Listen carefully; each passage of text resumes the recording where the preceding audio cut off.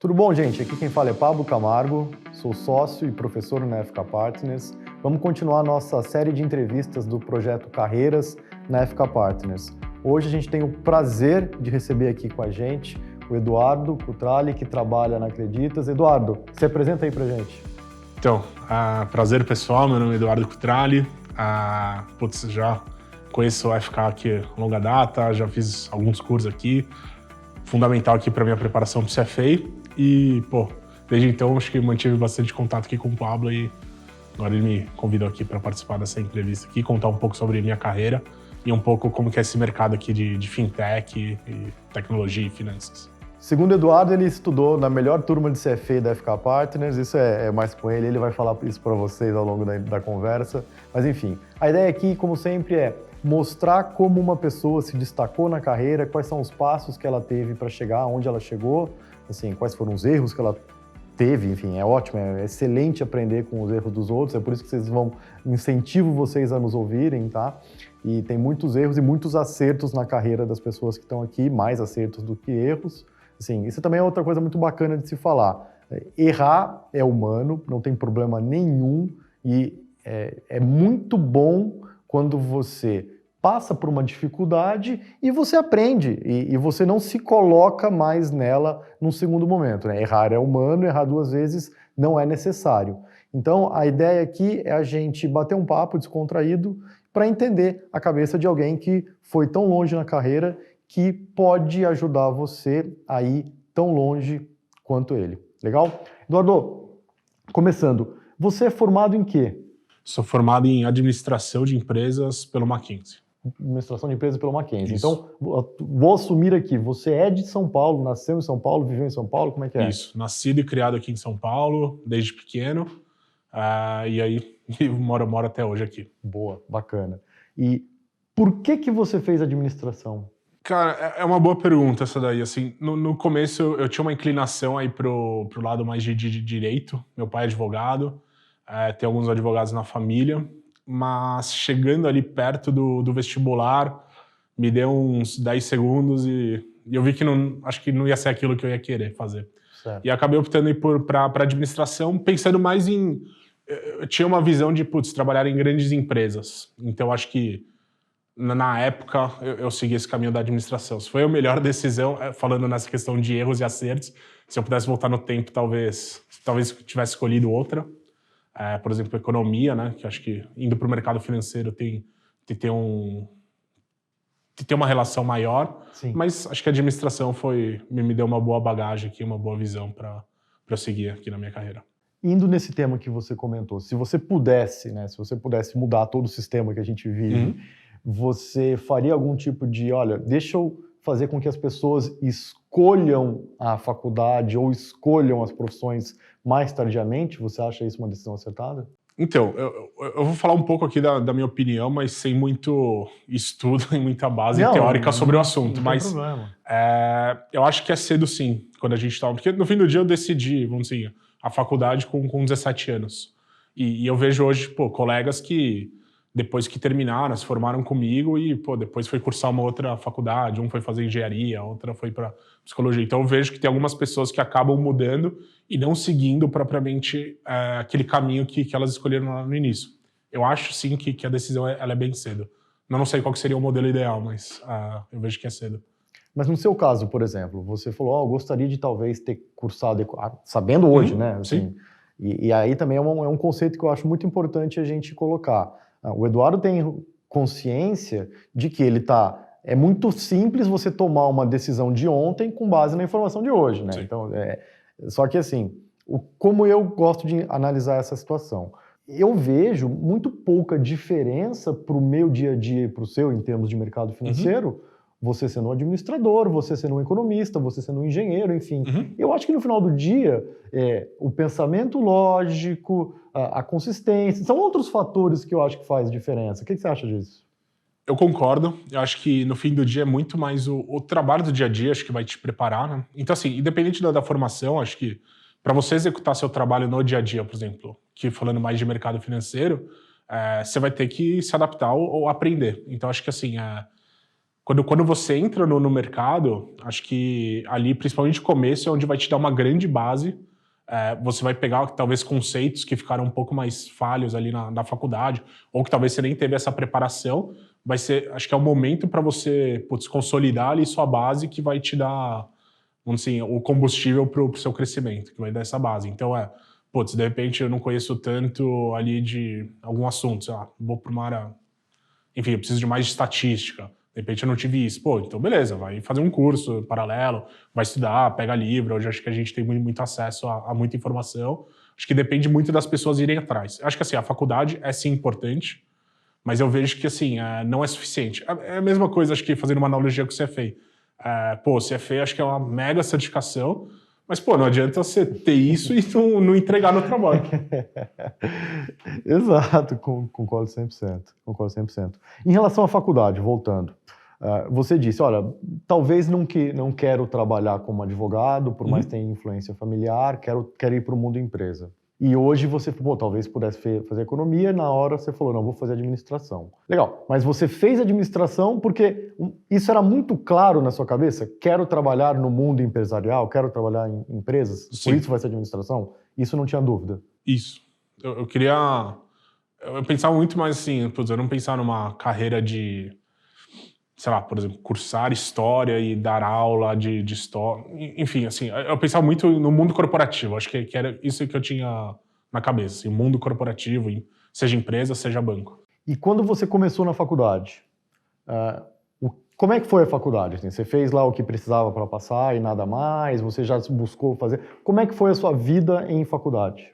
Eu fazia o que precisava para passar, não era um aluno que tirava notas mega altas, mas também não é o cara que se preocupava, que se preocupava muito, né? Obviamente, uma outra DP ali no meio do caminho, acabava escorregando, mas pouca coisa. Mas assim, não focava assim, tanto nos estudos. Acho que assim, até um ponto, trazendo mais uma vez o CFA, que eu acho que eu sou mega fã dessa dedicação. Eu também. Então, eu acho que quando eu fiz o CFA, eu aprendi a estudar, de fato. E acho que assim, eu fiz o primeiro level, eu reprovei, e aí eu vi que eu estava estudando errado, que eu não sabia estudar, e aí acho que assim, no final eu engatilhei, assim, o estudo corretamente, e aí depois eu passei no 1, 2 e 3, assim, seguido. Então, assim, na faculdade eu fazia ali o que eu precisava para passar, mas em contrapartida eu fui bastante envolvido com outras coisas na faculdade. Eu fui de diretório acadêmico, fui, representante de sala, fui, da comissão de formatura. Então eu me envolvi em muita coisa ali dentro da faculdade, assim, para aproveitar mesmo a experiência de estar lá. Era muito próximo de atlética, então cheguei a ser presidente de diretório acadêmico. Então eu fiz muita coisa dentro do ambiente faculdade, assim, não era só um cara que, ia assistir uma aula e ia embora, não, eu passava o dia na faculdade. Bacana. É muito legal, é muito rica essa experiência, né? Sim. Porque as pessoas pensam que a faculdade, como você mesmo já comentou, a faculdade por si só é suficiente. Não, ela é, em muitos casos, condição necessária, mas ela não é suficiente. O suficiente é um todo que você se inseriu. Beleza, vou fazer aqui, não vou me preocupar em não me formar, vou fazer o que precisa para passar nas matérias, mas vou fazer muito além, né? Ser presidente de diretório, se meter com essas coisas que você fez, leva tempo, tem uma série de coisas políticas, administrativas, assim, de planejamento que você aprendeu na marra, que você fez por si só, né? Conta um pouco disso, desse extra que você fazia. Então, o diretório, por exemplo, a gente tinha que organizar desde coisas cursos complementares à faculdade. Então, a gente organizou curso de Excel, curso de HP 12C.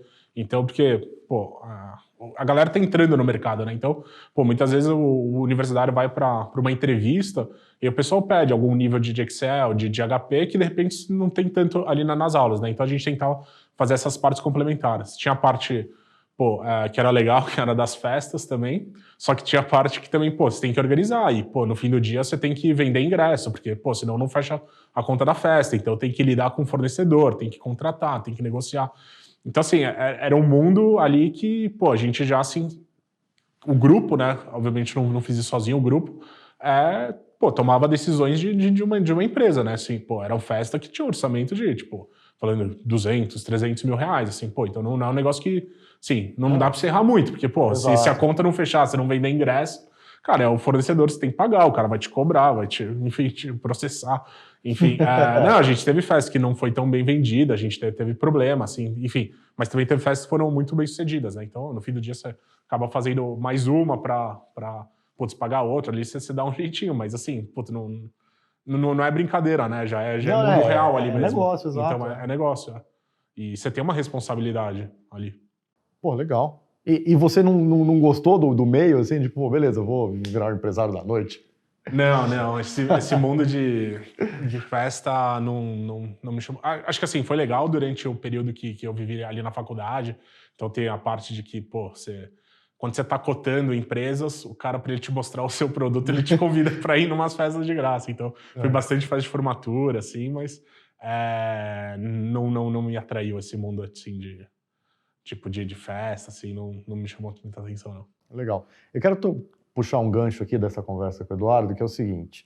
Aqui no Brasil, principalmente para entrar numa faculdade, a gente tem muito o conceito do vestibular, de uma prova que vai medir o que você sabe teórica, né, de teoria, para você entrar ou não. Lá fora, o conceito é muito mais amplo. O conceito é muito mais amplo para entrar numa faculdade. Você tem essa parte da teoria, né, que você é cobrado por um exame lá, o mais famoso é o SAT, mas além disso, o cara olha o indivíduo como um todo, assim, de, pô, se o cara foi lá do diretório acadêmico, se o cara, enfim, aí é um passo além, um passo antes, né, antes de entrar na faculdade, mas se o cara fez muito esporte, se o cara fez parte de ajudar terceiros, uma série de coisas, porque ele vê o indivíduo como um todo. E isso é uma coisa que eu gosto, é uma bandeira que eu acho legal da gente levantar, que quando você está num período de faculdade, um período acadêmico, não é só sentar e ficar estudando que vai resolver a sua vida. Isso é parte, mas é um todo. Você tem que, se você tiver oportunidade, faça mais. Ah, não, mas eu sou o cara que trabalho e estudo. Beleza, você já está fazendo, você já está trabalhando, você já está envolvido num ambiente corporativo de uma outra maneira. Então, eu acho que isso é muito legal, essa mensagem que você está passando.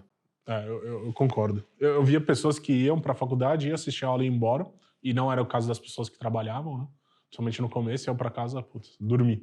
Então, cara, eu sou mega fã disso daí. Assim, eu incentivo muito a que você participe. Acho que tem muita oportunidade, dá para você aprender muito ali dentro. E isso daí também, tipo, nas primeiras entrevistas, acho que pode ser bastante diferencial ali. Mostrar algumas coisas que você já fez, já mostrar esse engajamento, sim. Exato. Concordo. E aí beleza, são 4 anos, né, de faculdade. 4 anos. No meio do ciclo você já estava engajado, pô, beleza, vou para lá, vou para cá, já quero esse tipo de emprego, tal. Como é que foi essa transição faculdade vida real? No meio do curso eu comecei a procurar estágio, assim. Não tinha nada específico assim falando, putz, eu quero tal coisa, assim. Acho que estava bem aberto. Acho que mais por ainda não saber exatamente o que eu queria. E aí eu acabei passando num estágio na Souza Cruz. E aí eu achei interessante na época, né? Porque, pô, falei, pô, já vamos começar no nível hard aqui, né? Porque acho que pode ser uma questão de uma empresa mais polêmica, assim, pode. Exato. Saber como que é lá dentro, como que as pessoas pensam e veem, né? Tipo, pô, tô trabalhando numa empresa de tabaco, assim, do ramo de tabaco. Então, meu primeiro estágio foi lá, foi no escritório aqui na parte de controladoria, aqui em São Paulo. Então, a sede deles fica no Rio de Janeiro. E foi legal, acho que foi uma experiência bacana, foi praticamente meu primeiro estágio, começar a ter um pouco dessa vivência aqui do mundo corporativo, mas eu sentia que ainda não estava sendo legal, assim, não estava sendo assim, tipo, suprindo as expectativas que eu tinha. Acho que eu podia entregar mais, aqui era uma parte do processo, então como a matriz era no Rio de Janeiro, a gente fazia um pedaço, acho que não estava legal ainda na época.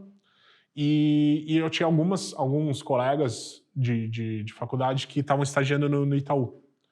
E aí, quando, pô, papo ali durante a aula, assim, pô, contando sobre o estágio deles, eu contando sobre o meu, pô, o deles era bem mais legal, né? Então, assim, o programa do Itaú, pelo menos na época, acho que ainda deve ser, era bem completo, né? Então, você entrava numa turma, você tinha umas palestras, você tinha, tipo, atividades, você tinha o projeto de estágio, você tinha que entregar, então, era bem completo. Eu falava, pô, acho que talvez se eu for para lá, acho que eu vou conseguir me desenvolver mais, assim, acho que vai ser melhor para o meu crescimento. Só rapidinho, em que ano que você estava nisso? Terceiro ano da Terceiro faculdade. ano. Eu entrei na Souza Cruz no segundo, fiquei 1 ano, né, até o terceiro. Foi mais ou menos. No segundo e meio eu entrei na Souza Cruz, que até o terceiro ano e meio, e aí no terceiro ano e meio entrei no Itaú e fiquei 1 ano e meio lá. Uma coisa que eu queria salientar do que o Eduardo acabou de comentar é, se você tiver a oportunidade de trabalhar na sede da empresa ou no negócio-chave da empresa, é onde você deve estar, concorda? Concordo. Porque é ali que as decisões são tomadas, ali é o coração, né, da empresa. Então, no caso da Souza Cruz, a gente estava aqui num braço dela, né? Mas assim, a cozinha, né, o coração da empresa estava no Rio de Janeiro, então... Exato. E você acha que você talvez tivesse uma impressão diferente da Souza Cruz se você estivesse lá, por exemplo? Não tenho dúvida. Não tenho dúvida. Aí você saiu da Souza Cruz e foi direto para o Itaú? Como foi isso? Eu fiz o processo seletivo em paralelo. Então eu passei no Itaú e aí eu acabei saindo lá da Souza Cruz, pedi para sair. E como foi? E sim, o Itaú, como foi o Itaú? Não, o Itaú foi dentro daquela expectativa que eu tinha. Então, aí quando eu entrei no Itaú que eu... assim, acho que acendeu essa vontade assim, de trabalhar no mercado financeiro, porque estando dentro de um banco. Então, assim, em termos de processo de estágio, era aquilo que eu esperava, acho que supriu tudo, acho que ajudou na minha aceleração ali no meu crescimento, no meu desenvolvimento. E em termos profissionais, me inserir no mercado financeiro, acho que num grande banco, apesar de eu não estar diretamente numa área de negócio, eu comecei lá fazendo parte de FP&A da área de Wealth, então de planejamento financeiro da área de Wealth, mas como a gente consolidava e montava os resultados tipo da Asset, do Private, e aí eu comecei a ter conhecimento, assim, ter noção do que eram esses produtos, como funcionavam, até para eu fazer o meu trabalho ali, eu falei, é isso que eu quero fazer, assim, eu quero trabalhar com isso. Legal. Então aí que eu comecei a conhecer o mercado financeiro, acho que estando inserido numa cultura ali de banco, acho que as conversas são mais nesse sentido, assim, de tipo, olhando muito mais mercado, o que está acontecendo, acho que mesmo as discussões ali do bate-papo, ali no cafezinho, são muito mais voltadas. Eu falei, acho que eu estou no lugar certo, é isso que eu quero fazer. Que bacana. E só para me situar, que ano que é isso, mais ou menos? Isso era em 2012. Não, 2011. Porque eu formei em 12. Isso, 2011. Legal. Metade de 11. Legal. E é uma época bacana, né? Porque assim, você já tinha meio que passado o efeito crise de 2008, aí deu uma boa crescida aí durante uns 5 anos. Isso, deu uma boa crescida. Era aquele momento de boa redução de taxa de juros, né? Que chegou até 6. Então, pra gente isso daqui foi até... do nosso lado, na parte de planejamento, assim, o que isso aqui vai impactar nossas receitas, o banco ganha muito dinheiro ali no float, CDI, então, os juros caindo, o que vai ser, então, vou olhar, precisamos, acho que o pessoal começou a olhar um pouco mais para custo também, assim, tava no final também da fusão com o Unibanco, então o pessoal tinha uma meta ali de índice de eficiência, o pessoal tinha que entregar, então foi um momento bem bacana ali de estar lá dentro. Exato. Muito bom esse ponto, obrigado por você ter falado, porque assim, é onde começou assim, tipo, o banco sair realmente do float que está falando para ganhar dinheiro com serviço em geral, Isso. Né? Perfeito. É aí que mudou a direção, né? Sim, sem dúvida. A gente na área de planejamento, acho que a gente tinha muito essa parte de análise, estudo, o que a gente pode fazer, mexe aqui, e aí a gente tinha que dar toda essas análises aqui pro time de negócios mesmo. Então a gente fazia toda a parte de cálculo por trás. Legal. Então, e o seu trabalho ali era você nutrir informações para essas decisões, é isso? Correto, é isso. Pegar quanto que a gente... Então assim, montar o orçamento, quanto que a gente vai fazer, acompanhar quanto que a gente está realizando, se está abaixo, o que a gente vai fazer para alcançar, se estamos acima, por quê? Foi algum evento esporádico de um mês, ou se o negócio vai compensar ao longo do ano, então era fazer todo esse acompanhamento aqui. Legal. Tentando pensar com a cabeça do Eduardo de quase 10 anos atrás, assim, o que você acha que era um diferencial para você naquela época, assim? O que seria um diferencial para o Eduardo ser o melhor estagiário lá do Itaú? Porque agora é mais fácil responder isso, mas assim, nem sei se dá para responder a pergunta da maneira que eu fiz, mas assim, o que você acha que seria o diferencial para o Eduardo ser um puta estagiário? Acho que para você ser um puto estagiário, acho que são duas coisas. Uma é assim, entender o que você está fazendo e por que você está fazendo. Então, acho que isso daqui é sempre buscar entender. Porque, normalmente, assim, principalmente em empresas grandes, você sempre é um pedaço da engrenagem, né? Então, mas eu acho que assim, é fundamental você sempre conhecer o negócio, saber o que você faz, por que você faz, como que a empresa ganha dinheiro, onde que tipo, a empresa mais gasta, onde que ela mais investe, esse tipo de coisa. Então, acho que assim, é muito importante sempre conhecer a empresa que você está, ou a atividade que você faz. E eu acho que assim, é ter muita vontade, assim. Acho que essa questão assim, puta, é querer mais que os outros, assim, sabe? Então é fazer aquele algo a mais. Não é só simplesmente, putz, vou lá, vou fazer meu trabalho que o Pablo pediu para eu, putz, fazer tal coisa. Puta, fiz tal coisa. Não, pô, eu vou fazer tal coisa, entender como que eu posso fazer melhor tal coisa, se eu consigo automatizar alguma coisa. Então, assim, pô, se ele vai me pedir isso daqui de novo mês que vem, como que eu posso fazer de uma forma que no mês que vem, putz, eu aperto um botão, já vai chegar lá. Então, essa vontade, assim, de querer sempre fazer melhor, não simplesmente fazer. Acho que é fazer melhor, buscar sempre buscar ser melhor. Animal, muito bom. Excelente. E aí você terminou o seu estágio e foi efetivado? Como foi isso? Isso. Terminei meu estágio, fui efetivado na mesma área, então continuei fazendo as mesmas atividades. E aí, na época, eu li aquele livro do George Paul Leman, O Sonho Grande. E aí, pô, essa ideia de private equity, trabalhar pra caramba, você vai crescer rápido. E aí, assim, só fazendo uma ponte, no meu final do estágio eu não sabia se eu ia ser efetivado ou não, muito por questão de vaga, né? Porque banco, assim, pô, você tem headcount, você pode trazer, se não tem, pô, independente de quem seja, não dá. E aí não tinha headcount, então eu fiquei meio que num período ali meio de, tipo, putz, não sei se vai rolar ou não. E aí o pessoal me deixou aberto e falou assim, ó, Edu, a gente quer te efetivar, vamos brigar por isso, mas eu não consigo garantir. E aí eles me deixaram meio que aberto, ó, se quiser fazer entrevista em outros lugares, pô, tá tranquilo. E aí eu fiz algumas conversas. E aí uma delas foi numa incorporadora, foi na PDG. E aí a PDG tinha acabado de receber um aporte, né, da 20, e, putz, nessa questão muito de private equity, assim, putz, fazer o turnaround, a empresa crescer. E aí eu acabei sendo efetivado no Itaú, fiquei 6 meses, e aí o pessoal da PDG me chamou, depois de uns 6 meses que eu tinha ido lá. E aí, na época, acho que eu estava um pouco enviesado por conta do livro, a questão do private equity, puta, vou trabalhar, vou me ferrar, mas eu vou crescer muito, muito rápido.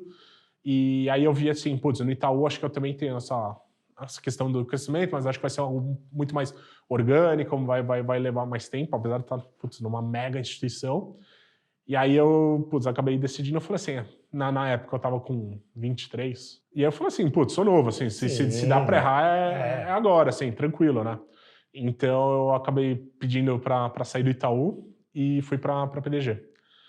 Em termos financeiros, acho que não foi assim como eu esperava, porque no fim do dia a empresa, putz, setor imobiliário, entrou numa mega crise, a empresa também. Então, assim, em termos assim, financeiros, a empresa não conseguiu assim, se recuperar como eles esperavam. Então, nesse aspecto não foi tão bom, mas em termos assim, de crescimento profissional, de exposição, cara, foi muito bom. Assim, tipo, acho que foi uma das maiores escolas que eu já tive, porque sim, éramos poucas pessoas para fazer muita coisa. A gente chegou a ter, na época, quase 8, 10 bi de endividamento. Então, ali eu fui para tocar, fui para a área de operações estruturadas, né, de crédito.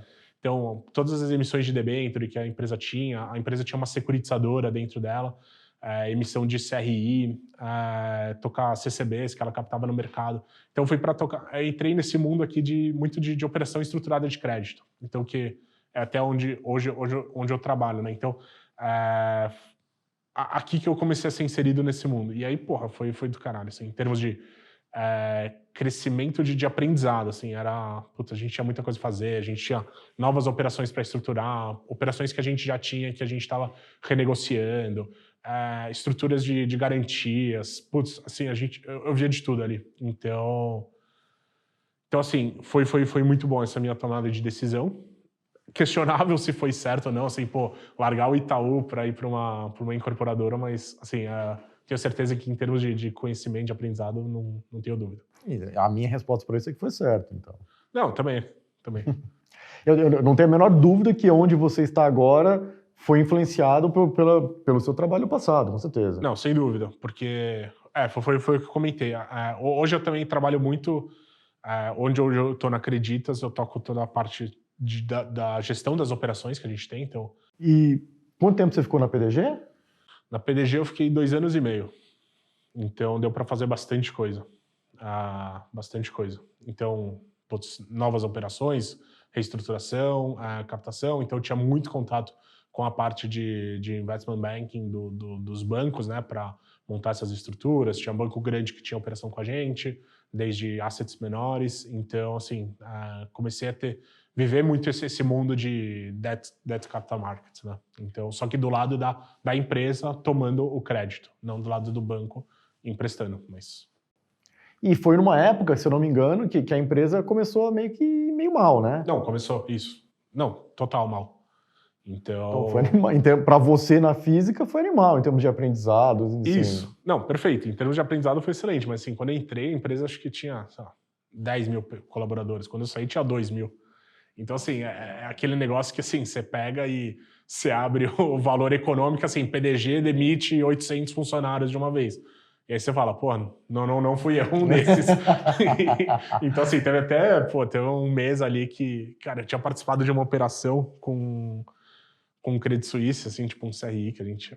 Eu não sei se pode entrar aqui muito em detalhe, pode entrar. Mas então, legal. a gente tinha montado uma operação com o Credit Suisse, um CRI de 100 milhões de reais, sim, que eu tinha praticamente tocado sozinho, né? Porque, assim, o nosso time era meio que enxuto. Então, assim, a gente tava meio ferrado. Então, um tava fazendo uma, outro fazendo outra. Aí, tipo, puta, Edu, toca essa. E aí eu toquei uma operação. Então, assim, foi até um mês que, pô, você pegava o valor... Eu lembro disso daqui, pô, 800 pessoas foram demitidas e, tipo, eu tinha sido promovido, sabe? Então, assim, foi um momento... bem marcante, assim, mas, cara, muito trabalho duro também, mas muito recompensador em termos de aprendizado. É legal, e eu acho que é bacana disso é o seguinte, a gente não vai procurar isso, você não vai procurar entrar numa empresa que você sabe que vai cair, mas dependendo da posição que você esteja, tal, é um momento, como você comentou, é um momento de aprendizagem único. Sim. Porque não é muitas pessoas que estão nesse momento, né? Tipo assim. Exato. E uma empresa tão grande, né? Uma empresa de capital aberto, uma empresa de estado em bolsa, empresa com muitos funcionários, uma empresa que cresceu muito rápido, que ela ficou muito em evidência na mídia, né? Pelo seu crescimento, por tudo que estava fazendo, e ao mesmo tempo, tipo, todo esse período que ela não foi bem. Sim. Então é curioso estar lá dentro. Assim, curioso não, tipo, acho que é muito rico, né? Acho que nem todo mundo vive uma experiência dessa. Não tô falando que é uma experiência boa, né? Pô, você vê um monte de gente sendo demitida, mas assim, no fim do dia é um aprendizado, é uma experiência. Acho que você passa a ver as coisas de outra forma. Exato. Assim, tem um lado ruim, se você é uma pessoa claramente responsável por tomar as decisões erradas da empresa, obviamente você vai ficar marcado, mas se você faz parte do contexto e você ajuda a melhorar, sim, eu acho que é, na verdade, engrandecedor. Sim. E aí você saiu de lá, como é que foi? Então, eu saí de lá numa época que, puta, aí a empresa começou a cortar mesmo, assim, mais gente.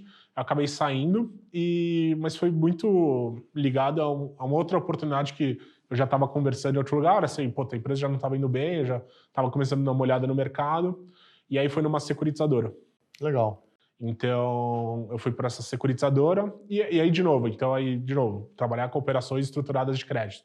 Um CRI, CRA, debênture financeira. Então, eu entrei lá, eu fiquei 1 ano e meio também. Também não, eu fiquei 1 ano e meio lá. Primeiro eu comecei fazendo a parte da gestão das operações, então o controle, assembleia, enviar relatório para investidor, acompanhamento dos covenants da operação, acompanhamento da carteira das operações. E depois fui para uma área um pouco mais comercial, então apoiar uma área um pouco mais comercial e de crédito, assim. Então eu dava muito suporte para o time comercial, do tipo, tô indo te falar com tal empresa, dá uma olhada no balanço deles, vê se cabe a gente fazer alguma coisa. Então era uma área um pouco assim, pegar o balanço da empresa, ver se de repente ele não tinha um imóvel que a gente de repente não conseguia colocar ele dentro de uma operação para a empresa conseguir, alavancar esse imóvel, conseguir dinheiro, assim, fazer alguma coisa com ele. Então, foi uma área um pouco mais ali de análise / comercial. Também tinha que originar algumas operações.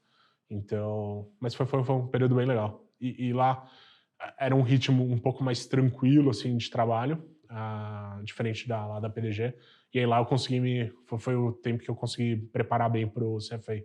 Level 2, Level 3. Legal, isso que eu ia comentar. Eu ia traçar um paralelo, tá? Mas você tocou num ponto que eu queria falar um pouco mais. O que é um ritmo não tão tranquilo na PDG de trabalho? Putz, é que Lá na PDG eu trabalhava, tipo, das 8 às 8, pelo menos, assim, em média. Então, tipo, em média, 12 horas 12 horas por dia, dia. flat, segunda a Flat. sexta. Isso. Uns dias um pouco mais, um pouco menos, tá? Mas, em geral, eram umas 12 horas. Lá na securitizadora, putz, acho que eu conseguia trabalhar ali umas 10 horas, né? Um pouquinho menos, então me dava um pouco de margem para estudar um pouco mais, eu conseguia encaixar melhor ali os estudos. Como começou o CFA na sua vida? Acho que o Itaú, ele tinha feito uma parceria, acho que aqui com a FK Partners. Foi. E aí eu tinha um coordenador, o meu coordenador, ele participou dessa primeira turma. Ah, tá. E, cara, ele não parava de falar sobre o CFA, e a turma, e as aulas, e isso, e aí, putz, e aí a certificação é animal. E aí, cara, eu comecei a ir atrás, né? Eu falei, porra, por que ele fala tanto disso daqui? E aí eu comecei a ver. Eu falei, porra, eu preciso disso daqui, assim. Eu falei, pô, tem pouca gente que tem. E aí eu comecei a conhecer a certificação. E aí outro ponto foi que, assim, pensando em como eu melhorar, vamos dizer, minha bagagem, vamos dizer, teórica, só sobre mercado financeiro, sobre, tipo, finanças, eu vi que eu tinha, assim, meio que uma opção de ou fazer uma pós-graduação, que é, tipo, para me especializar mais. E aí eu vi que era meio que o que todo mundo fazia. Puta, sei lá, fazer uma pós, tipo, todo mundo faz, puta, no INSPER. Pós no INSPER. Puta, mercado financeiro aqui, tem muita gente que faz pós no INSPER. E aí eu já tinha conhecido o CFA. Eu falei, porra, acho que isso daqui vai ser muito melhor. Tem muito menos pessoas que têm o CFA. Acho que vai ser muito mais um diferencial. Sem falar que, para mim, eu prefiro muito mais essa parte de, putz, pegar o livro, sentar a bunda e estudar sozinho. Assim, pô, beleza, vem pra aula e tal, do que, putz, fazer uma pós, tem que fazer um TCC, tem que, pô, trabalha em grupo ali, aí é uma galera que você nem conhece, você não sabe se o cara vai estar engajado ou não pra fazer, tipo... Então, assim, eu falei, pô, isso daqui acho que é mais o meu perfil e eu acho que ele é superior aqui. Vai ser melhor. Na época eu não considerava, por exemplo, fazer um MBA fora, então eu via que o CFA ia me atender. Ia ser muito mais um diferencial do que eventualmente para uma pós aqui numa faculdade aqui brasileira. Então... Isso é uma coisa, desculpa te interromper, mas isso é uma coisa que eu sempre levei muito em consideração, assim. Felizmente ou infelizmente, a gente mora num lugar chamado Brasil. Então, quando você vai para um grande centro, né? Gostaria de trabalhar no mercado financeiro em Londres, Singapura, Nova York, enfim, name it, né? Um lugar desses aí, independente, qualquer faculdade que você faça aqui, o cara não vai ter a tecla SAP para entender o que você fez lá fora. Então, o CFA é autoexplicativo, né? Sim. Acho que tem essa grande vantagem. Sem dúvida.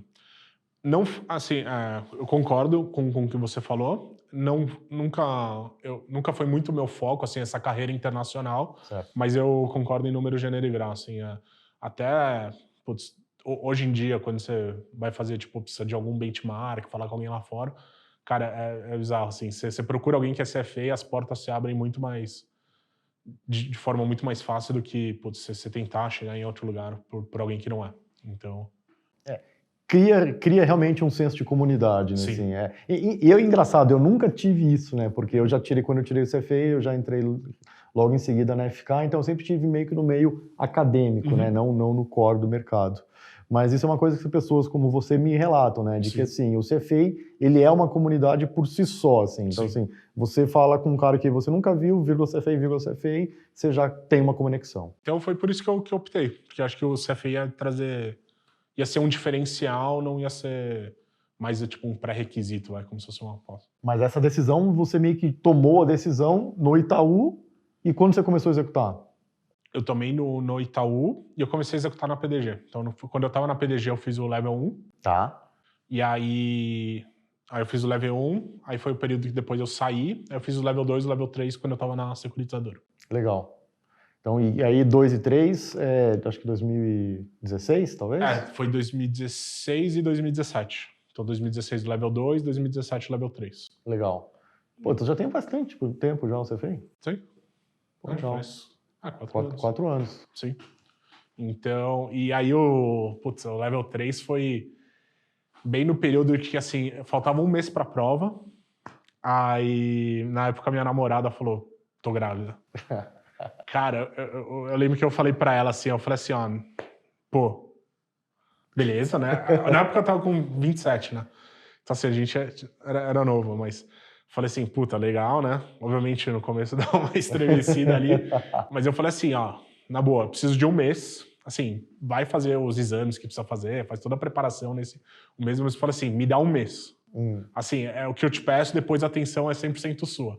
Aí nesse mês eu estudei igual um maluco, assim, falei, eu não posso errar, assim, não posso falhar no level 3, porque, putz, depois se eu precisar fazer no ano que vem, vou estar com um filho de, putz, recém-nascido, não vai rolar. Exato. Então esse um mês aí foi assim, tipo, eu até tirei férias no trabalho, foi assim, tipo, umas 3 semanas, assim, de, tipo, 15 horas, 16 horas por dia de estudo, assim, nessa reta final. Assim, eu não podia falhar no level 3. E aí, puta, deu certo.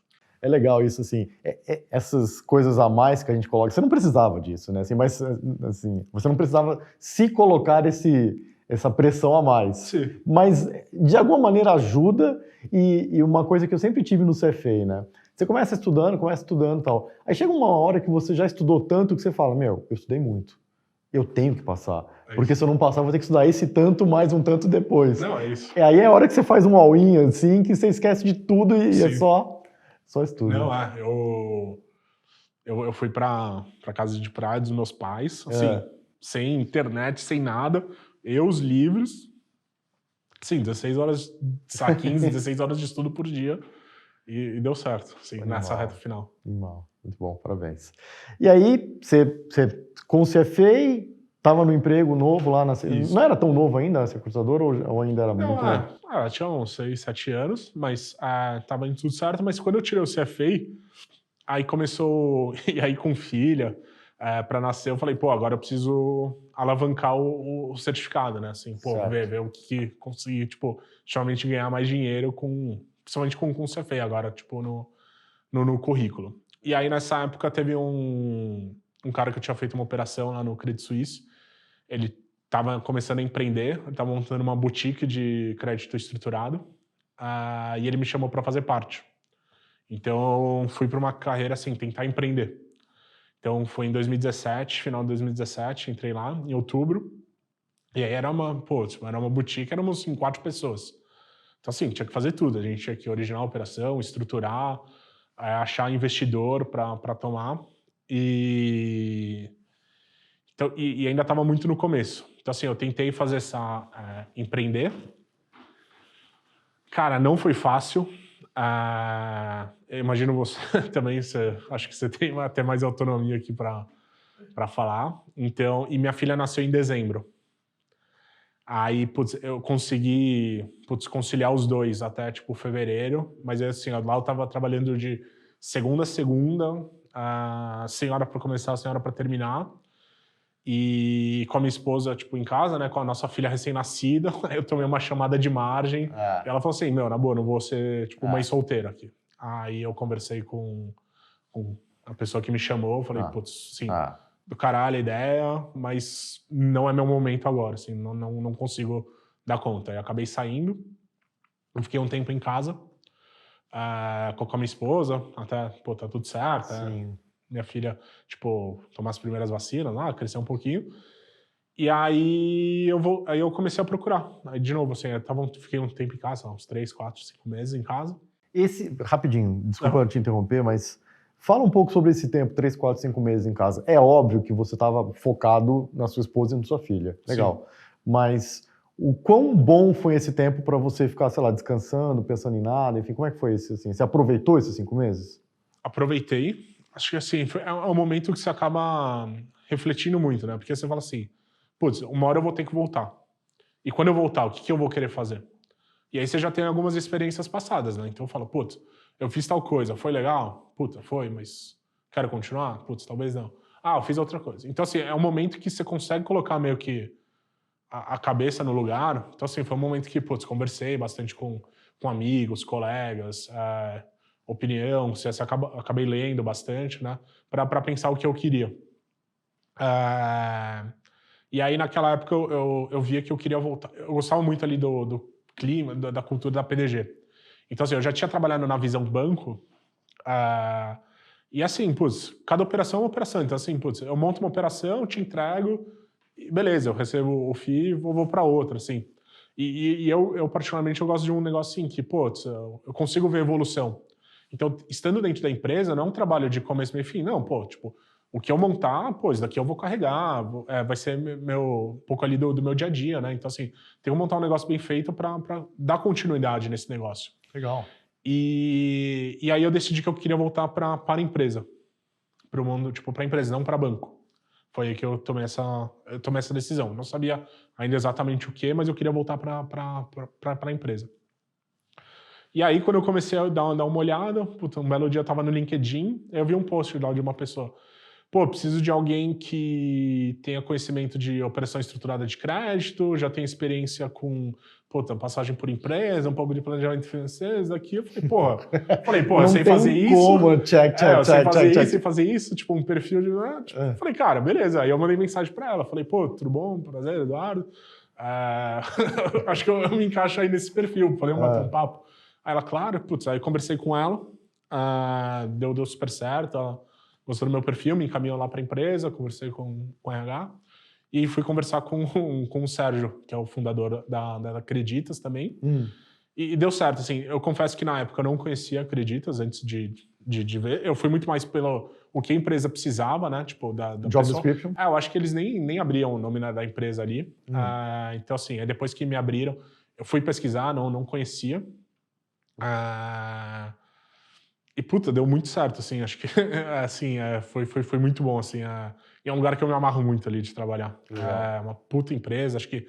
E aí que tá, assim, né? Então eu entrei nesse mundo de tecnologia, né? Numa fintech, ainda sem muito conhecer, e aí é o que é o importante ali de, pô, você conhecer o que você tá fazendo. A partir do momento que eu tava lá dentro, pô, beleza, eu sabia o que eu tinha que fazer e, assim, eu dominava o que eu tinha que fazer, cara. Pô, estruturar ali, montar um FDIC, pegar os créditos, CD, alocação e tal, acompanhamento das operações. Daí, puta, tranquilo, mas aí depois que eu fui entender o ecossistema como um todo, entender pô, o que a empresa fazia efetivamente ali no dia a dia. E é isso daí desde o zero, assim, puta, entender o que a empresa faz. Para mim foi muito importante esse ecossistema de tecnologia, putz, criar uma plataforma digital, putz, a diferença entre o que a gente faz lá e como os bancos fazem, a experiência do cliente, como ela é tratada em cada lugar, pô, isso daí foi tipo animal. Que animal. Fala um pouco disso, vai. Assim, como que é... Assim, primeiro, fala um pouco da Acreditas. Tá bom. O que a Acreditas faz? Então, a Acreditas, ela é uma fintech, então ela é uma plataforma de crédito com garantia. Então, assim, quando o Sérgio, ele é espanhol, trabalhou muito tempo nos Estados Unidos, ele conheceu lá a esposa dele, que ela é brasileira, e aí a história romântica que é contada é que quando eles estavam conversando, pô, ela era brasileira, falou, não, a taxa de juros no Brasil é 14%. E aí ele falou, pô, tem oportunidade aqui de fazer um empréstimo. E aí ele começou a pesquisar, segundo ele ele pesquisou tudo no site do Banco Central para conhecer um pouco como que era, e no fim do dia o que ele viu, né? Que o crédito com garantia, que é muito difundido ali nos Estados Unidos, que é tipo na Europa, que é você colocar o seu bem, vamos dizer, para ele trabalhar para você, tipo, aqui não é. E não é, assim, as pessoas...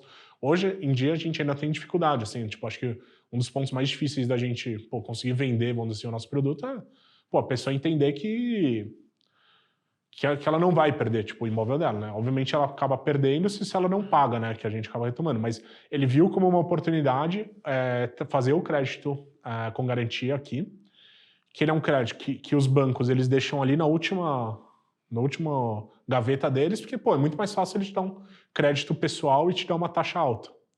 Então, o crédito com garantia ele é mais difícil de você fazer, pô, você tem que vincular a garantia. No caso de quando você coloca o imóvel em garantia, pô, você tem que registrar num cartório de imóveis, coisa de Brasil também. Então ele viu uma oportunidade, ele veio para cá e começou a fazer isso. Então começou fazendo crédito com garantia de imóvel, depois foi para o automóvel. Aí, putz, a empresa começou a crescer, né? Então hoje a gente já fez 5 rodadas de equity, né? Com investidores. Então, pô, hoje a empresa tá, na última rodada, foi avaliada em mais ou menos $1,5 bilhão. Então, a empresa vem crescendo muito, né? Quando eu entrei lá, a empresa tinha 300 pessoas. Hoje a gente tá com 2.000, né? Então eu peguei, putz, toda essa rampagem. Legal. Então, nesse meio tempo, a gente adquiriu uma empresa de consignado privado. A gente faz empréstimo consignado privado. A gente começou a fazer o financiamento de automóvel.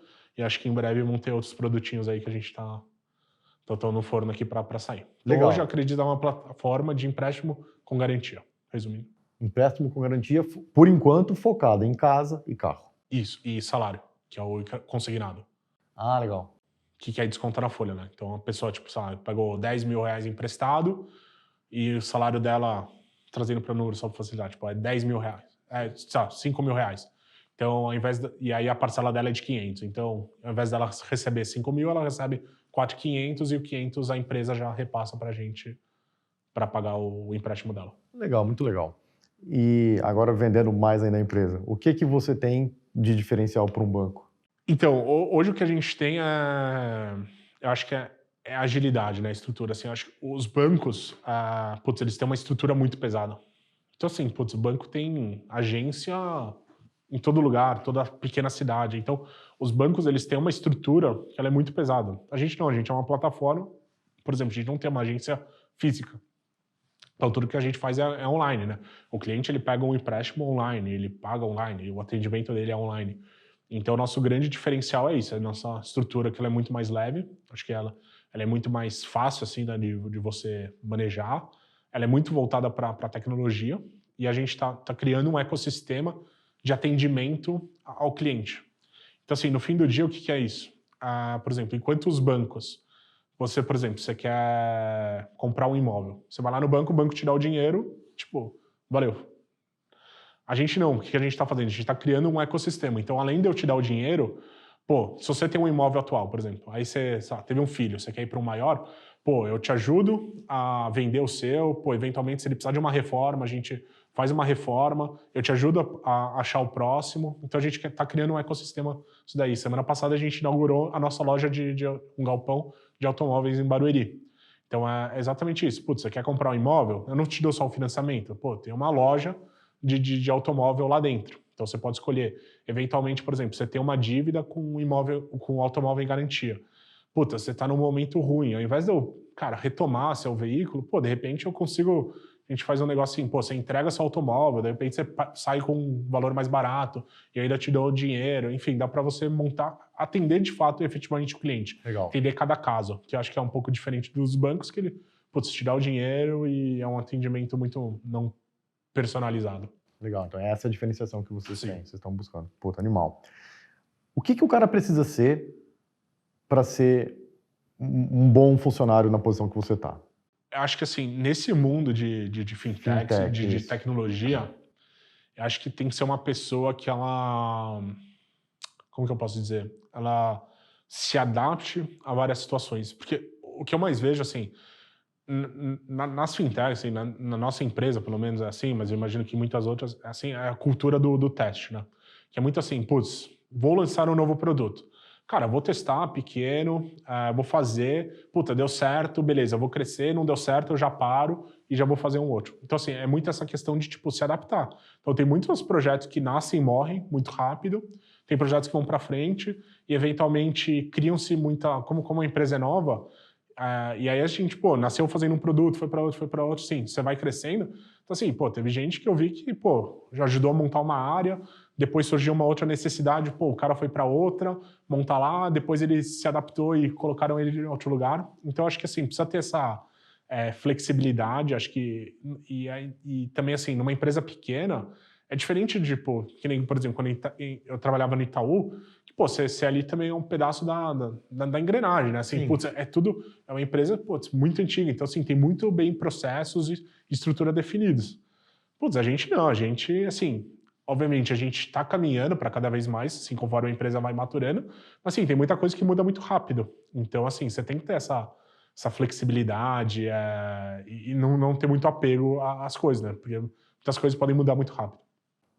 E o quanto você trabalha hoje? É um PDG? É uma securitizadora? Como é que é? Quando eu pensei em voltar para a empresa, eu queria trabalhar um pouco menos, né? Porque a última experiência lá na boutique era um pouco mais puxado. Então, assim... mas, pegando essa rampagem, assim, é uma empresa de, 300 pessoas e para 2.000. Quando eu entrei... meu time tinham 3 pessoas. Era assim, 2 moleques de 19 anos, assim, E onde, tipo assim, putz, 20 e pouco. Cara, hoje minha equipe tem 30 pessoas, assim, tipo, 30 e poucas. Então, assim, cara, é muita coisa nova. Você tem que estruturar. Então, assim, você não tem que só pensar em, tipo, pô, ali na sua caixinha ali pô, executar meu trabalho. Cara, eu preciso pensar em, tipo, pô, como que eu vou montar minha equipe? Como que a empresa tá pensando? Puta, a gente tá pensando em ter isso. Então, pô, sei lá, daqui 6 meses vai ter uma outra estrutura. Então, será que eu vou ter que ter, tipo, alguém da minha equipe focado para atender alguma coisa? E aí você sempre tem que estar meio que, pô, conectado com todo mundo. Pô, e aí, vocês estão pensando em fazer mais alguma coisa? Vocês estão pensando, pô, pra eu não deixar passar nada, assim. O que a gente acaba brincando ali, que é, na minha área, o que a gente faz? Quando a gente estrutura, a gente faz toda a estruturação dos créditos. Outra diferença da gente para os bancos é que o banco, quando ele te dá um empréstimo, ele espera você pagar até o final. A gente não tem essa estrutura financeira de um banco. Sim. Então, o que a gente faz a gente gera, né? A gente faz um empréstimo, a gente origina um empréstimo, a gente capta no mercado de capitais fundos, né? FDICs, especificamente, operações CRI, e a gente pega esse crédito que a gente originou e manda para esses fundos, né? Sim. Então, assim, pô, tudo que a gente origina, que, por exemplo, não pode ir para um desses fundos, assim, putz, acaba batendo ali na minha área, né? Então ali a gente tem que estar muito atento, assim, muito controle, ser muito diligente para que a gente consiga garantir, tipo assim, o fluxo, tipo, manter a rodinha girando, né? Legal. Porque no limite, a gente originar, a gente não conseguir vender, putz, eu começo a engavetar aqui as operações, né? Então eu tenho que dar vazão para as operações irem para os fundos, né? Então, assim, é um trabalho que a gente tem que estar muito atento, muito controle, conversar muito com as áreas, entender o que as áreas de negócio estão fazendo, o que eles estão pensando, do tipo, pô, tô pensando em fazer um novo produto, assim, tem funding para isso? Pô, não sei, putz, bate mercado com os investidores. Cara, você tem apetite para comprar tal coisa? Ah, tenho, não tenho, em qual formato? Aí volta para a área de negócio, acho que a gente consegue nesse formato. Aí o cara faz a conta, beleza, o produto para de pé ou não, tipo, então, tem muito disso. Não, mas desculpa, você não respondeu. O quanto você trabalha? Então, trabalho bastante. Hoje eu acho que eu tô trabalhando também de novo nessa média aí de 12 horas. Tá. Com home office, tô nessa percepção, acho que geral, de que estamos trabalhando mais. Exato. Então também, acho que talvez umas 13, 14 horas agora no home office, sim. Principalmente no começo, né, quando foi um período mais que ninguém sabia o que ia acontecer. Exato. Foi um momento ali, um pouco de alerta. Agora um pouco mesmo, mas é aquela questão, pô, você está em casa, tipo, puta, é diferente, assim, você não para pra, vamos almoçar, e aí sai, tipo, cara, não, você vai na cozinha, pega alguma coisa, puta, senta na frente do computador e continua trabalhando, assim, então, eu sinto que em casa tô trabalhando mais. Legal. Mas também é outro momento de vida, Sim, é o que sim. você falou, são outras, não é tão comparável porque você tem um monte de outras responsabilidades Sim. que você não tinha, né? E aí, naturalmente, você tem que dar Sim. vazão para isso. Mas acho que quando eu tava no escritório era das 8 às 8, vai. Como é que é um dia seu, um dia a dia do Eduardo hoje?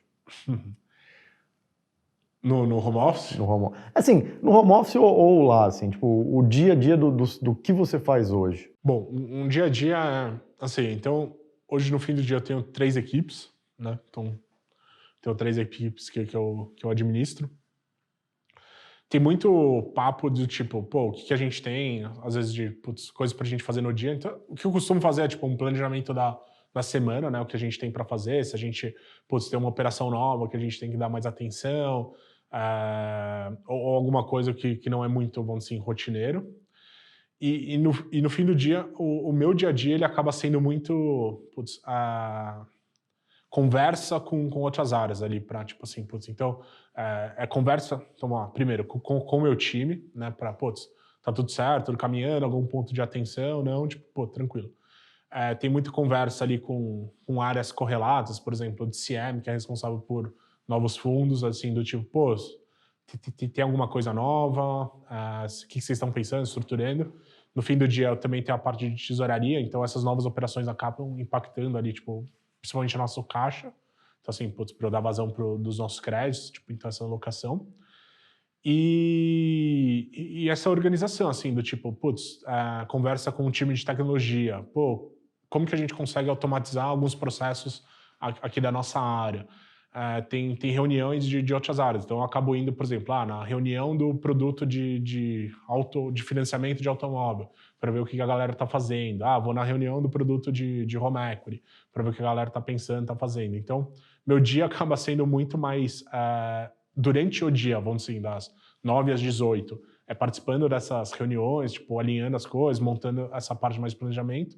E aí, um pouco antes e um pouco depois, acaba sendo para eu fazer o meu trabalho ali que, putz, eu tenho que parar e meio que consolidar as coisas. Então, assim, putz, fazer, tipo, putz, eu preciso montar uma apresentação, que eu vou ter alguma reunião, para eu montar, tipo, sei lá, um modelo de alguma coisa, para eu refinar alguma coisa, algum tipo...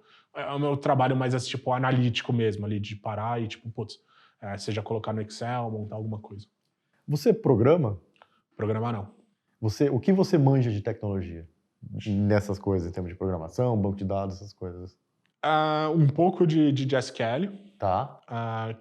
Lá na Creditas, então, assim, é muito da cultura, assim, tipo, a gente acessar direto o banco para pegar as informações. Tá. Então, no fim do dia, putz, eu acabo, SQL para pegar as informações, no fim do dia eu acabo jogando pro Excel e trabalho ali na minha zona de conforto. Eu fiz questão de fazer essa pergunta porque é o seguinte, as pessoas pensam que todo mundo que trabalha em fintech é o mago da programação, o mago da computação, mas não. Assim, eu enxergo o fintech como uma maneira mais é até contraditório, né? Mas uma maneira mais humana de entregar um produto de uma maneira mais escalável, né? Então a tecnologia entra para escalar o negócio. Sim. Só que escalar o negócio é uma parte da empresa, a outra parte é o que você faz, que é o core, que a empresa empresar, fazer, ter meios para escalar, né? Correto. Então, assim, o que eu vejo por exemplo, dessas... Hoje eu acredito que eu falei, tem, sei lá, 2.000 pessoas. 500 pessoas, sei lá, 25% do quadro são programadores. Então, assim, são as pessoas que efetivamente vão colocar ali, vão escrever um código que vão automatizar alguma coisa. Então, assim, então uma parte grande da empresa, então eles são divididos em squads, e aí cada squad atende, tipo, um pedaço, então são grupos, sei lá, 3, 4 desenvolvedores que atendem cada pedaço ali de todo o processo. Ali no meu time, o que eu peço, assim, é importante saber um pouco... Assim, a programação ela é importante, mas não nesses níveis. Tipo, você não precisa ser um mega programador. Pô, você precisa ter conhecimentos ali, tipo, de conseguir puxar informações num banco de dados, eventualmente se automatizar alguma coisinha ali num VBA. Não precisa ser nada muito, acho que, elaborado, mas, sim, coisas que vão facilitar seu dia a dia. Legal. Eu acho que, assim, se tiver, melhor. Se não tiver, acho que a gente consegue também... Tipo, a gente ensina, a gente tem pessoas ali no time que, pô, tem mais conhecimento, elas acabam passando um pro outro. Mas acho que é um conhecimento importante que principalmente a nova geração vai ter que ter. Acho que a gente também, eu acho que eu preciso também. É um negócio que às vezes eu fico me perguntando, pô, eu preciso efetivamente saber programar ou não? É um negócio que às vezes eu me cobro, assim, do tipo, que eu reflito. Eu ainda não parei efetivamente para fazer, assim, sabe? Certo. Mas é um negócio que eu acho que talvez eu ainda vou precisar, assim, minha geração vai precisar, acho que as que estão vindo vão, efetivamente. Acho que, assim, ali em finanças, Excel tem que saber, tipo assim, ir bem. Obviamente o VBA seria um plus. Então... É isso que eu ia perguntar. Sua equipe eram 3 pessoas, agora mais de 30. O que uma pessoa precisa ter para você contratar? A principal coisa que eu vejo, assim, a principal característica que eu vejo é essa vontade. Assim, muito mais do que, putz, eventualmente uma faculdade de primeira linha, cursos e mais cursos, para mim é muito mais essa vontade. Porque, assim, no fim do dia, assim, se a pessoa tiver vontade, puta, eu vou lá, eu vou ensinar e ela vai conseguir aprender coisas que elas precisam. Então, por exemplo, puta, ela precisa de um Excel avançado, de repente ela não tem, pô, beleza, ela vai aprender. Então, assim, teve gente que, cara, a gente contratou que não sabia fazer, putz, praticamente nada, e lá dentro da Credit a gente tem muito uma cultura de dar cursos internos, assim, tipo, hoje a pessoa dá curso de Excel avançado para outras pessoas ali dentro da empresa. Então, assim, mas é uma pessoa que, porra, foi atrás, correu, buscou curso, fez. Então, assim, para mim a maior característica é essa vontade, assim, tipo, vontade de querer aprender, de fazer, de trabalhar com isso, assim, sabe? Tipo assim, tipo, na minha área, assim. Então, pô, tem gente que pô, eu já contratei, cara, o cara é maluco, assim, cara, eu vou vir, vou fazer. E, tipo, a gente, cara, as fintechs acho que ela tem um pouco mais de uma preocupação, assim, de questão de, pô, quantidade de horas trabalhadas, tá? A gente, cara, dá uma diminuída. Não, tranquilo, eu vou bater o ponto aqui, vou continuar trabalhando. Então tem muito disso. Para mim é muito isso. Obviamente, assim, pô, mas assim, pô, ter uma boa formação é importante, mas para mim eu bato muito mais nessa questão da vontade do querer fazer. Mas sim, ó, secundários. Formação, acho que essa parte de, putz, principalmente Excel, VBA, se ela tem algum conhecimento de, sei lá, SQL, Python. É isso, idiomas a gente acaba usando majoritariamente o inglês, né, como segunda língua. Então, eventualmente, até para falar com o pessoal do México, assim, tipo, acaba sendo mais inglês, com o pessoal de Valência também, do que o espanhol, mas, tipo, a língua é importante, pelo menos conhecimentos, noções básicas. Tem muito material, né, de mercado financeiro, que também é muito feito em inglês. Sim. Muitos materiais de comitês internos. Assim, como acredita uma empresa que tem muito investidor estrangeiro, então muito material de comitê é feito em inglês mesmo lá dentro. Então, o inglês é importante. Acho que são essas as principais características. Mas, para mim, o que eu mais bato na tecla é essa vontade de querer fazer, de querer crescer, de querer aprender. É isso, assim, pessoa que não tem muito... não, vou chegar aqui na área e só vou querer fazer a parte de, relatório, só vou querer fazer análise, só vou...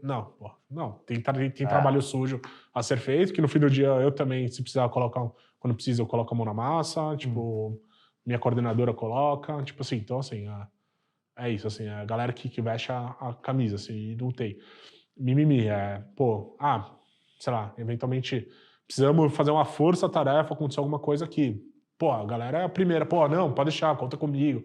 Tô aqui, sei lá, precisamos fazer... Não, vamos lá. Então, legal. Pra mim é isso. Se o cara tiver CFA, começa quando quiser, né? Não, CFA... Não, isso daí é... Cara, isso é... Não, CFA tem um lugarzinho especial aqui. Deixa eu te falar um negócio. Mas só um ponto importante aqui que eu queria complementar. A idade média da galera tipo assim, ela é bem abaixo de outros lugares. Então, assim, eu acho difícil a gente achar, tipo, alguém, sei lá, tipo, 23, 24 anos já com CFA, né? Então, assim, mas tem muita gente que, assim, que com essa vontade o cara já vem assim do tipo, cara, vou me inscrever. Tô aqui, tá nos meus planos fazer. Então, assim, tipo, cara, tem um cara que começou ontem na minha equipe, que ele, não, final do ano eu já vou começar, já vou fazer. E, tipo, cara, eu trouxe ele porque o moleque tá louco, assim. Tipo, ele entrou na Acreditas há 6 meses atrás, e aí a gente faz uma semana de onboard, né, para as pessoas conhecerem as áreas, e aí eu falo um pouco sobre a minha área. E aí o cara já me puxou, falou, cara, o que eu preciso ir pra sua área, o que eu preciso fazer? Eu falei, cara, você acabou de entrar, não dá pra eu te trazer? Não, mas vamos lá, cara, eu quero ter um papo com você semanal, você vai me dar coisa pra eu ler, pra eu aprender, porque quando eu abrir uma vaga eu quero ir pra aí e tal. E, tipo, ele começou essa semana. E ele já vem assim, não, isso é feio, cara, o que eu preciso fazer? Você acha melhor eu fazer um curso ou não? Eu falei, óbvio, lá não vai ficar. Então é um cara que... Falei assim, cara, eu vou conseguir um desconto lá pra você. Então, já vai se preparando. Então, mas é o cara que tá maluco, assim, começou ontem ali, tipo, cara, tipo, aí onde já mandou mensagem no final do dia, animal, não, vou conseguir entregar aqui, vou fazer, então... Legal. Uma dica que eu gostaria que você passasse para as pessoas é o seguinte, eu concordo 100% com você quando você fala que a vontade ela é mais importante do que outras coisas, mas como que o cara demonstra essa vontade numa conversa, numa entrevista com você? Quais são os sinais que você consegue pescar ou então, enfim, como é que funciona isso? Assim, eu acho que dá para diferenciar aquelas pessoas que têm vontade mesmo do que as pessoas que falam que têm. Isso. Cara, as pessoas que demonstram são essas pessoas que saem, tipo, ali saindo do comum, assim, tipo, é igual o cara que, tipo, cara, o cara me puxou e falou assim, cara, eu quero ter um papo com você toda semana, eu quero que você me fale o que eu preciso fazer aqui pra eu, tipo, o que eu preciso ler, o que eu preciso me preparar pra, sei lá, quando surgir a primeira oportunidade eu estar pronto, assim, cara. Dificilmente você tem alguém falando isso, alguém que fala, não, eu tenho muita vontade, pode contar comigo. O outro, assim, que teve um outro que marcou bastante, que o cara chegou, tipo, falou assim, cara, o que eu preciso fazer, com o que eu preciso falar, tipo assim, cara, o que eu posso fazer? Se você quiser, tipo, eu, sei lá, ele tava em outra área, ele falou assim, não, eu termino de trabalhar aqui às 6, depois eu vou pra sua área lá, eu fico assim, tipo, trabalhando ali umas 3 horas por dia. Eu falei, cara, é um pouco diferente do que, assim, você simplesmente falar, não, eu tenho muita vontade, eu vou conseguir fazer, assim. Você vê que quem tem mesmo essa vontade é aquele cara que, putz, tá ali, tipo, vibrando, assim, sabe? Tipo, tá demonstrando mesmo. Então, acho que dá pra diferir um pouco nisso. Cara, legal. Você quer comentar mais alguma coisa? O espaço tá aberto aqui, fica à vontade. Não, acho que eu passei por bastante pontos. Acho que quem tiver interesse, assim, se quiser entrar em contato, acho que... Eu não sei se eu consigo deixar aqui meu contato. Consegue. Podem entrar em contato, podem tirar dúvidas. Acho que na Acredita a gente tem tanto processo de estágio como de novos talentos. Se alguém tiver interesse em participar, acho que estava falando com o pessoal, acho que as inscrições começam tipo em agosto. Então, mas nesse meio tempo, se quiserem entrar em contato, conhecer mais, falar comigo, tirar eventualmente alguma dúvida, ficou aqui totalmente à disposição. Pode passar o meu contato. Obrigado, Eduardo, pelo seu tempo. Obrigado mesmo. Assim, acho que é muito bacana a história que você tem para contar. Assim, você com 30 e poucos anos tem uma equipe já de 30 e tantas pessoas. Eu acho que o seu trabalho ele deve ser muito enriquecedor em termos intelectuais, né? Assim, como você comentou, né? Assim, você uniu os dois mundos que você quis, né? A ideia da operação dia a dia, mas que ela fique continuamente, né? Sem dúvida. Tem muitos desafios, tanto na parte ali acho que parte interpessoal, de conhecer pessoas, falar com áreas, atividades diferentes, como o trabalho ali de você, sozinho ali, conseguir fazer e executar, seja projeções, seja você fazer cenários, análise de, cara, se acontecer tal coisa, para onde que a gente vai, se acontecer isso. Então, assim, acho que tem muito desses mundos aqui de, tipo, um pouco mais de rotina, algumas coisas que a gente tem que fazer, assim como, tipo, o trabalho que você tem que colocar o tic-tac ali para pensar e, tipo, é bem legal também. Animal. Obrigado mais uma vez pelo seu tempo. Valeu, um grande abraço. Obrigado pelo convite, Paulo. Pessoal, muito obrigado pelo tempo de vocês que nos acompanharam. Espero que tenham gostado muito, tanto quanto eu gostei do bate-papo com o Eduardo. Grande abraço. Sigam a gente nas redes sociais.